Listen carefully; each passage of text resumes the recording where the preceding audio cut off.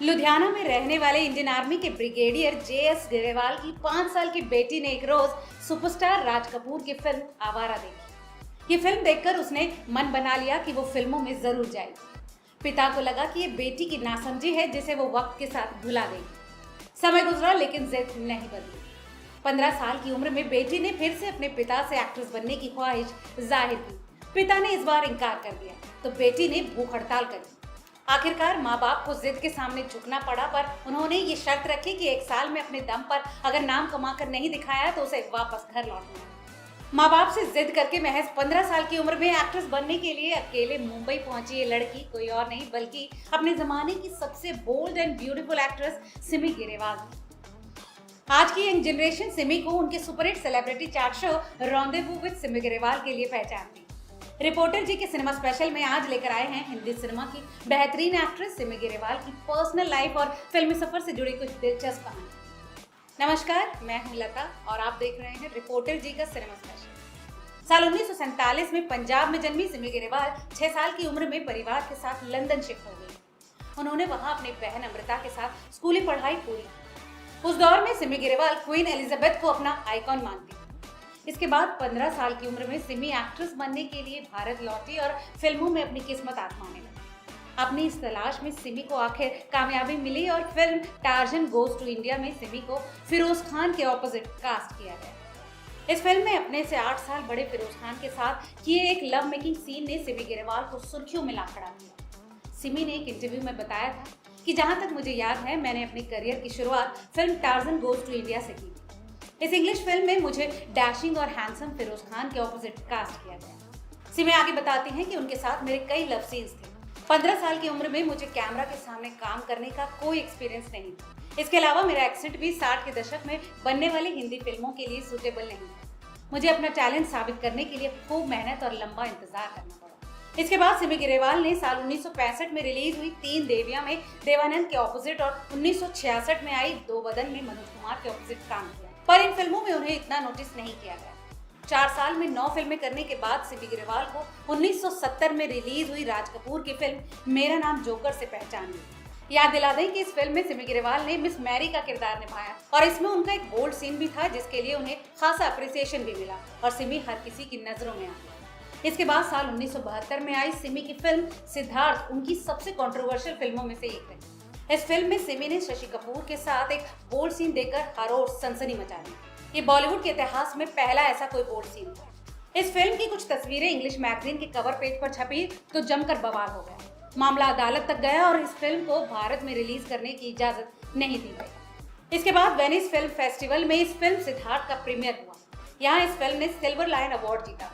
मगर यहाँ जो बात नोटिस करने वाली है वो ये है कि कई बोल्ड फिल्में करने के बाद भी सिमी को कभी भी सेक्स सिंबल का टैग नहीं दिया गया।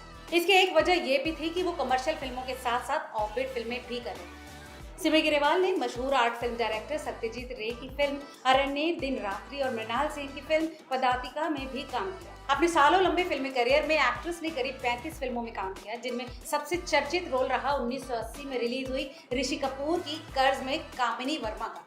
इस फिल्म में सिमी ग्रेवाल का नेगेटिव रोल था। फिल्मों के अलावा सिमी ने 1997 में अपने chat show rendezvous with Simi Grewal से एक अलग पहचान बनाई।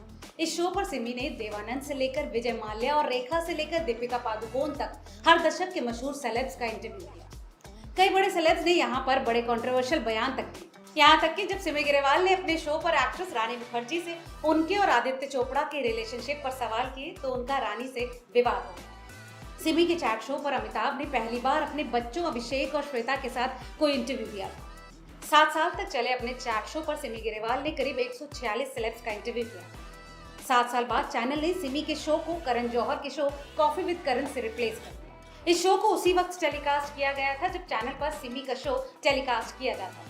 शो के बंद होने के सालों बाद 2020 में सिमी ग्रेवाल ने बॉलीवुड जगत के तेजी से उभरते सितारे सुशांत सिंह के निधन के बाद नेपोटिज्म और फेवरेटिज्म के खिलाफ लगातार आवाज उठा रही कंगना रनौत की तारीफ। उन्होंने अपनी पोस्ट में लिखा था, मैं कंगना रनौत की तारीफ करती हूँ जो बहादुर और बोल्ड है। केवल मैं जानती हूँ कि कैसे एक शक्तिशाली आदमी ने बेरहमी से मेरा करियर बर्बाद करने की कोशिश की। मैं चुप रही क्योंकि मैं कंगना के जितनी बहादुर नहीं। अपने इस ट्वीट के जरिए सिमी ग्रेवाल ने कंगना का सपोर्ट किया। आइए अब डालते हैं एक नजर सिमी ग्रेवाल की पर्सनल लाइफ से जुड़े कुछ दिलचस्प पहलुओं पर। सिमी ने अपने करियर में राज कपूर और मनमोहन देसाई जैसे बड़े डायरेक्टर्स के साथ काम किया। एक्ट्रेस का नाम इन दोनों के साथ भी जोड़ा गया। उस दौर में कई फिल्मी मैगजीन्स ने 23 साल बड़े राज कपूर के साथ उनके अफेयर के किस्सों को छापा। हालांकि इसे लेकर सिमी ने कभी भी कोई बयान नहीं दिया।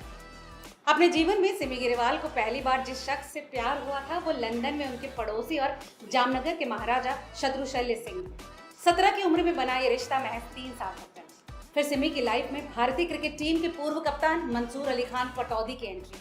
जानकारों का कहना है कि पटौदी इस रिश्ते को लेकर काफी सीरियस थे और सिमी को अपने घर वालों से मिलवाने का मन भी बना चुके थे। पर तभी उनकी लाइफ में एंट्री हुई शर्मिला टैगोर और यही वो वक्त था जब सिमी ग्रेवाल से उनकी दूरियां बनी। इसके बाद साल 1970 में सिमी ने बिजनेसमैन रवि मोहन से शादी की, जो महज 3 साल तक चल पाई। हालांकि दोनों ने 9 साल बाद तलाक लिया, जिसके बाद सिमी ने दोबारा शादी नहीं की। सिमी ने एक इंटरव्यू में बताया था कि रवि मोहन एक अच्छे इंसान थे। हम दोनों एक दूसरे के लिए वफादार थे, लेकिन भगवान ने हम दोनों को एक दूसरे के लिए बनाया ही नहीं। हम अलग जरूर हो गए, लेकिन आज भी उनकी फैमिली के करीब। इन सबके अलावा एक दौर में सिमी ग्रेवाल का नाम मशहूर बिजनेस टाइकून रतन टाटा के साथ भी जुड़ा। 2011 में दिए अपने एक इंटरव्यू में सिमी ने खुद इस बात का खुलासा किया। उन्होंने बताया कि वो और टाटा कुछ वक्त के लिए रिलेशनशिप में थे। हालांकि बाद में दोनों ने अलग होने का फैसला किया, मगर हमेशा के लिए एक दूसरे के अच्छे दोस्त बने रहे। इस इंटरव्यू में टाटा की तारीफ करते हुए सिमी ने उन्हें परफेक्शनिस्ट और जेंटलमैन बताया। साथ ही उन्होंने उनके सेंस ऑफ ह्यूमर की भी जमकर तारीफ। तो हमेशा से ही हिंदी सिनेमा में अपने रॉयल अंदाज और अपनी खूबसूरत स्माइल के लिए जाने जाने वाली सिमी ग्रेवाल पर ये थी हमारी खास पेश। आपको आज का वीडियो कैसा लगा हमें कमेंट करके जरूर बताइएगा और रिपोर्टर जी चैनल की ऐसी तमाम और दिलचस्प खबरों के लिए बने रहिए चैनल के साथ। और चैनल को सब्सक्राइब नहीं किया है तो चैनल को सब्सक्राइब करना बिल्कुल ना भूलें। बहुत बहुत शुक्रिया।